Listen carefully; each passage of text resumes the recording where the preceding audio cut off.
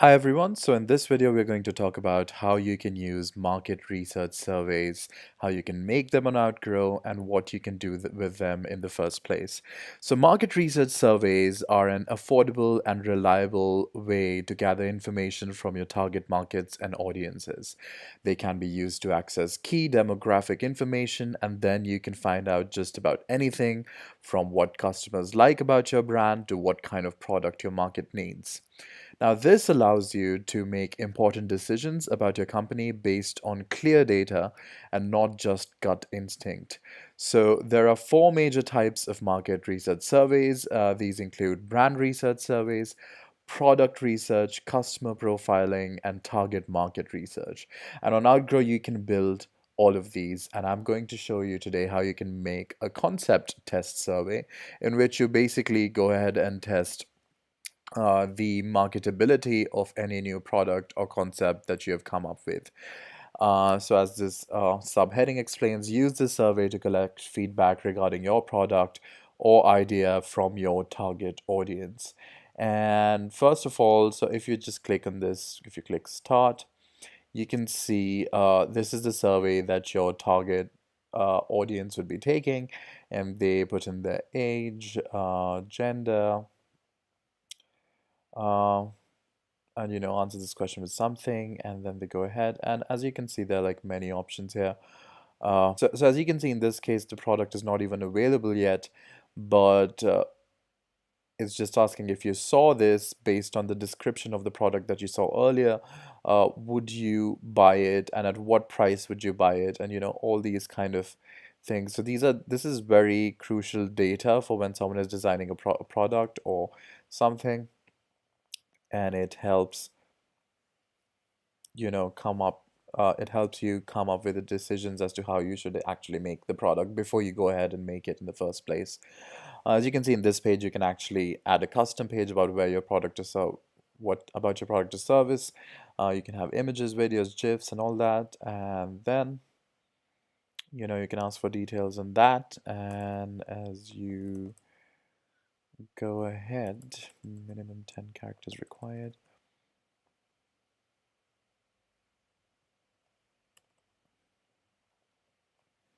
So it asks for all these details and email.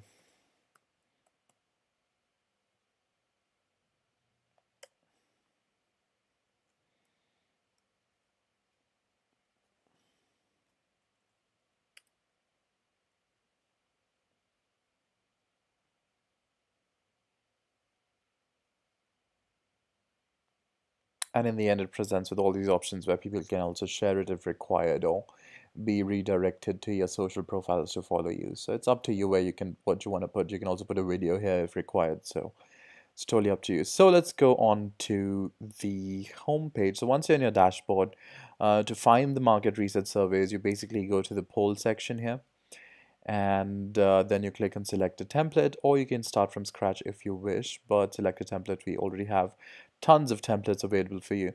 So there are four basic types of market research you could think about, which is like product research, brand research, customer profiling, and market research. So these are the four crucial ones. And then what you can do is this is the one that we selected, but you can also like go ahead and like see which one you need, like shopper insights, website feedback, concept test, market research for service, for product, all of these. You can just go ahead and see which one you want. You can preview it by clicking here, or you can just directly click use template. In our case, I already knew that I want to use, I'm going to demonstrate to you guys using this survey how to build one for yourself. So you just click on use template, and that will open it up in your builder.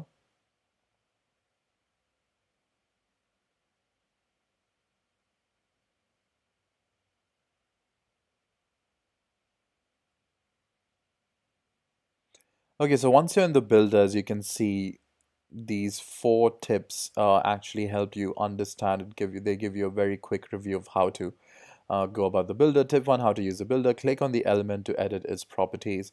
So if you click on any element in this, basically in this screen in the middle, if you click on any element, it will automatically open up its settings on the right hand side here, and you can directly just edit it from here.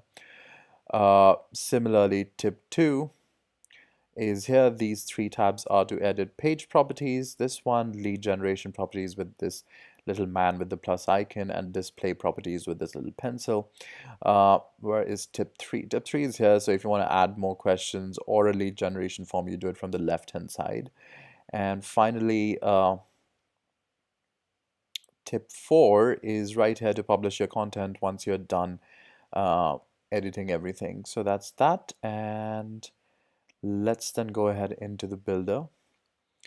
So for instance, if I wanted to edit this text, say here, I just click on this, and immediately on the right hand side it opened up the section where I can change the text. So if I wanted, I could just, like, change it here, and that would take care of that, and so on and so forth. So let's just start going about it from the beginning. So once you're in your dashboard, and this is the screen, so if you want to edit the title, you can just do it from here. It'll just open it up here. If you want to change the colors, you can also do it by using one of the colors here. I can do it just to show you. So now it's orange. So that's how we have done it. You can also change the font if you want. If you go to display settings, you can see the font being used currently is Ubuntu, or however you pronounce it, and you can change it to anything you want, and it'll just change it across the entire experience. So that's about how you can go about doing that. And if you want to replace the logo with that of your companies, you can just you click on it again, it'll just open up on the side the place from where you can change it. So the logo currently is set to the Outgrow logo, but you can just put your own logo. It just asks you for files to upload, so you just upload your logo. So going back, currently we've used a GIF background that keeps animating. You can again replace it with something that is more relevant for your company. So this you can do by just clicking on background image, replace image. So you just click here, and then once again you can either select from one of our presets here, or you can just upload new by clicking here. And that's that. Currently the image has so sometimes the text on the background interferes with the image that is in the background. So in that case, you can always lighten up the image by increasing the tint like this. And it just tends to like fade away, and then it's easier to read the background text. So it's up to you how you want to utilize this. And once you've done that, that probably takes care of the home page. You can even like change the settings as to what this button says. Currently it says start, but you can replace it by any text, click here to begin or anything. You can just type it down here and it'll do that. So that's that. And then once you're in the builder section itself, so if you go to the first page, this is the first page of your experience. And you can see if it's a big survey, it's better to divide it into sections. So it's like section 1 talks about particular things, section 2 talks about other things, and so on and so forth.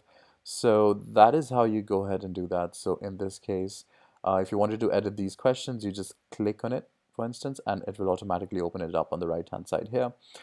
If you wanted to add more options, you can just click on this button here and it'll add more options, or you can delete options by clicking on this cross button here.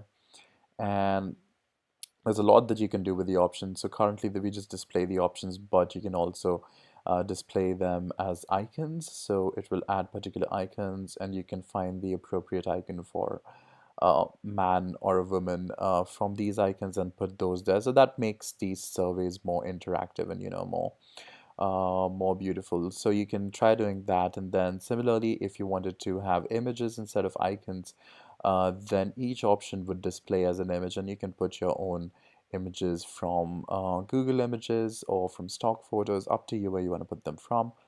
So here's we have a bunch of stock images, but you can also like upload your own from here. So that would just allow you to upload your own image. So you can do that.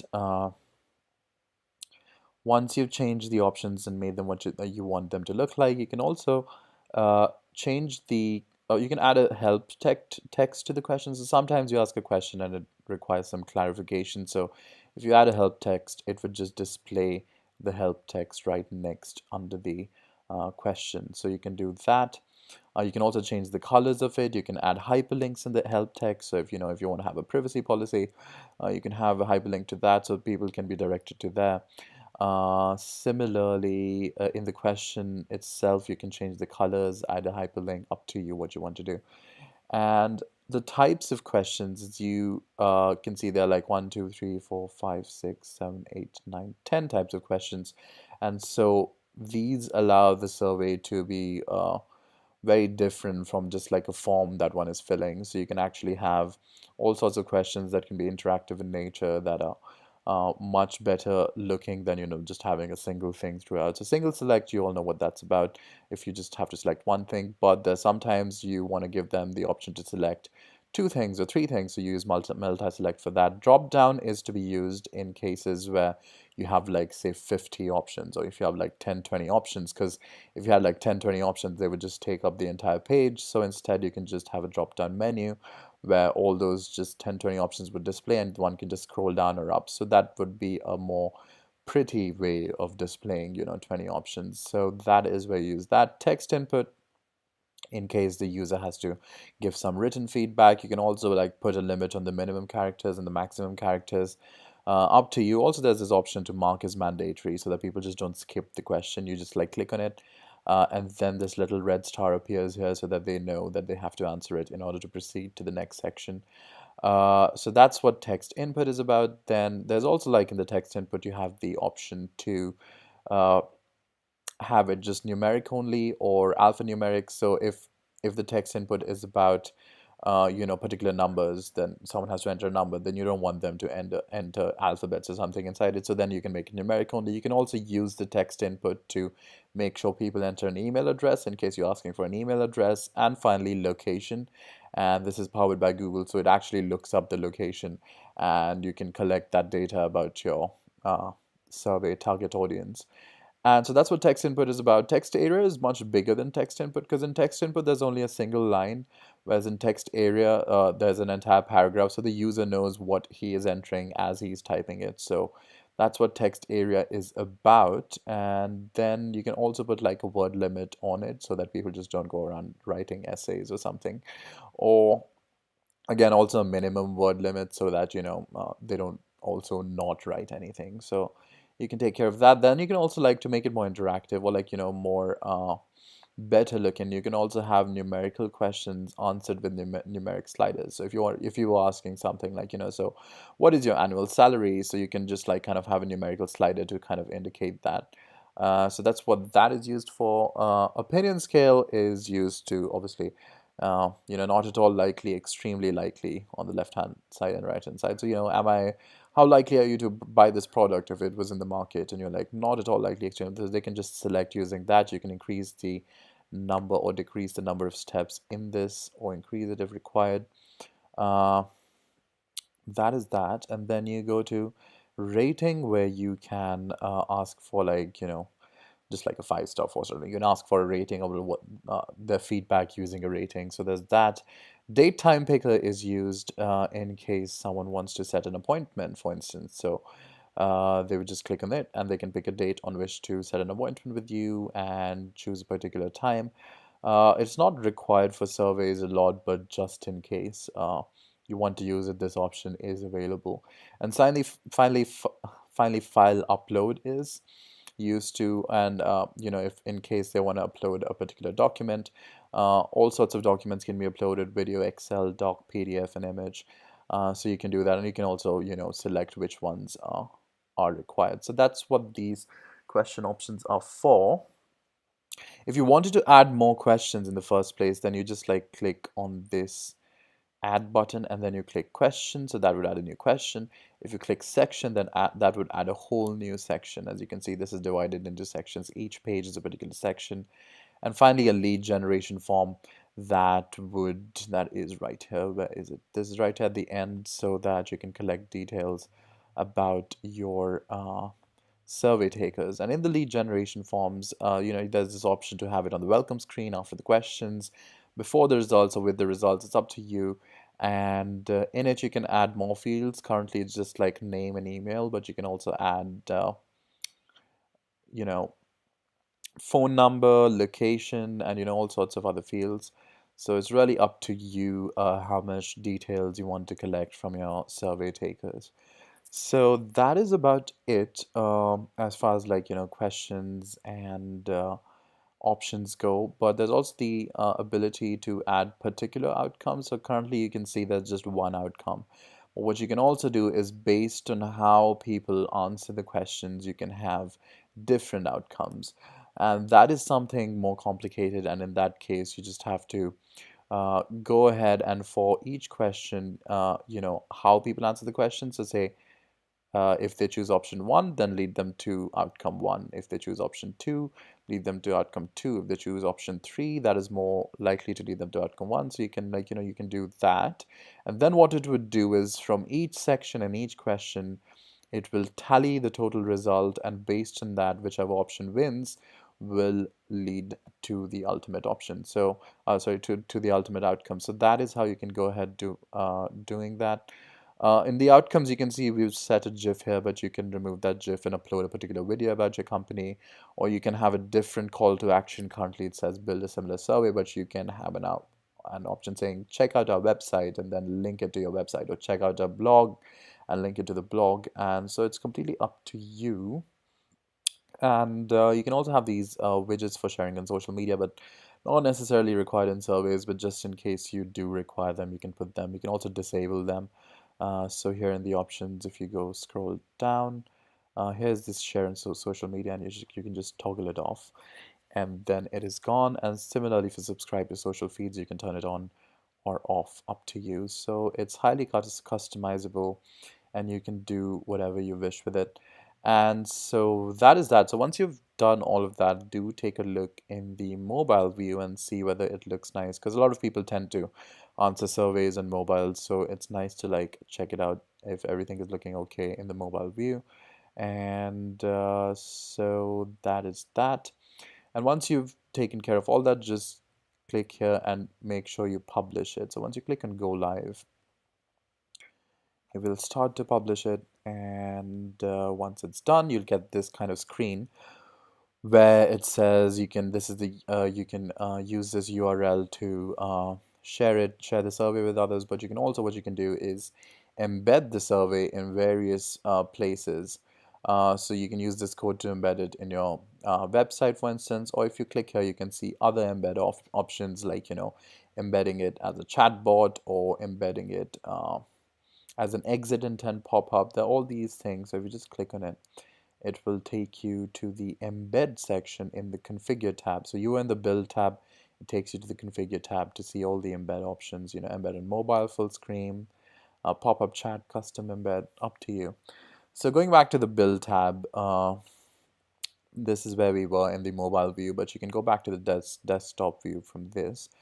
And now I'm officially going to take you to the configure tab where you can change settings. Like, so let's start from the top. So you can change the general settings where you can change the name of the experience. You can change the URL.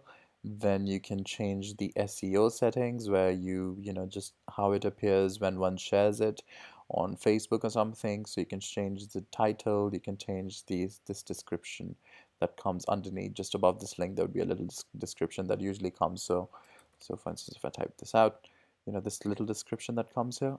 Similarly, on like a Google search result, there would be a meta description. So that's what comes here.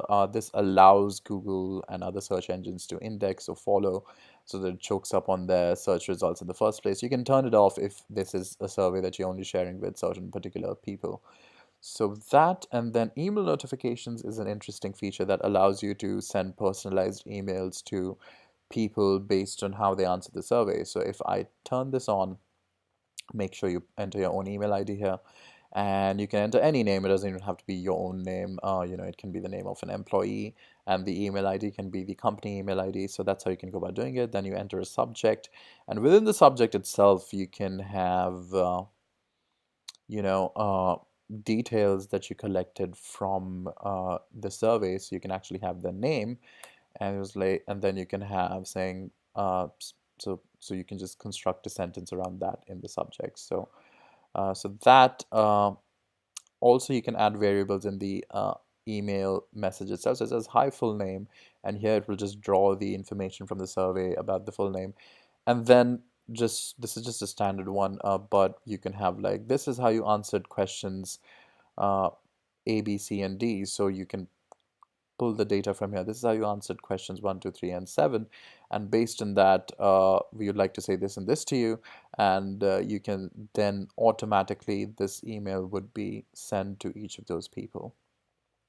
So similarly for notification for self is an email that you send if you want someone, well, this is an email that would be sent to someone on your own team. So every time a user completes a survey, an email trigger would be sent to a data analyst on your team who will receive the results of the survey. And you can have, you can send an email with all the results. So you'll be like 1, 2, 3, 4, 5, 6, 7, 8, 9, all the questions can be listed here, and it will draw the data, automatically send the email to someone on your customer service team who can then later get in touch with the person who answered the survey if required, if this is something that you want to do. You can add your own email address from here, or your, someone on your team's email address from here. So that's what this does. Again, if you want to export all the data from your surveys to any of these integration partners, you can feel free to do that by just like clicking on like configure, and then it will just ask you for, depending on what uh, the provider is or what the setup is, it would let them draw the data. So that is that. And what else did we need to talk about? I think that's about it. Let's just take a look at the analyze section now. Currently, we can't take a look here because it is waiting for responses because no one has actually taken the survey. So what I'm going to do is go back. Okay, so you click on analyze and you can see all the data. So you can see total number of visitors, total number of people who actually started this survey. So a lot of people might have gone to the homepage but not started it, but some of them started it.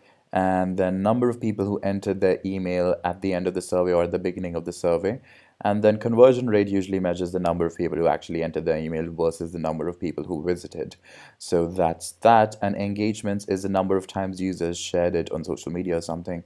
And you can see this data for any particular date. So if you click on this, it'll open a calendar and you can see it for each month if required, and all that. So it can also show you all the top locations from where this was accessed, and you can hover over it and see there were 233 page views in the States and 40 page views in Canada and all that. So it shows you all that data, and then you can see how many people accessed it from the desktop, from mobile, from a tablet, and then you can see from which websites it was accessed, or which, what page it was directly accessed from, whether there was like 6.8% was accessed, like 6.8% of the total views came from Facebook. So, you can track all of that. And then there's this option in the browser to see what kind of browser was used. And this option is helpful because, if a lot of people are using it from Chrome, you try to go back and optimize the survey for Chrome. So if you know what kind of browser your people are using, then based on that, you can go and optimize it for that particular browser. So after that, once you've taken a look at this, then you can go to user details. And here you would find the answer to each question. So first you'd see the date on which someone accessed something, their email address, their full name, their location, what they clicked on. Did they click on your YouTube link that you posted at the end of the survey or not? The number of questions they answered, number of the questions they left unanswered, what outcome they got in case you've plotted different outcomes for how someone answers a survey, where they visited from, what was it, a desktop, mobile, source, Facebook, direct, redo count if someone did the survey multiple times. And if you finally click on this little magnifying glass, you can see how everyone answered each question. I'm showing you a different template here because there was no data for the other survey template because we just made it. So as you can see, there are like 4 questions in this one, but if there was in your survey there are 20 questions, you'll see the answer to all those 20 questions. And this is the email, and you can also delete a particular answer if you want to delete it. Okay, so that, and these are the leads. So people who basically gave in their email. Visits would show you everyone who visited, even went to the homepage, and you'll see where they came from, when they saw it, and all that. So leads versus visit, that's the difference. So what you can also do is segment all users, and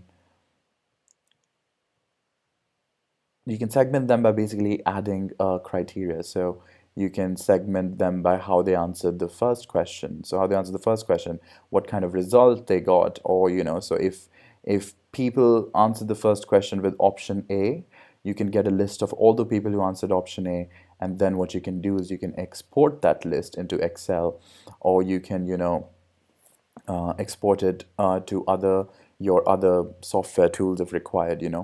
And you can also see if they got a particular result. So based on that, you can see all the people who got that results, redo count, source, when they visited, from where they visited. There's a lot of options here by which you can filter all the data.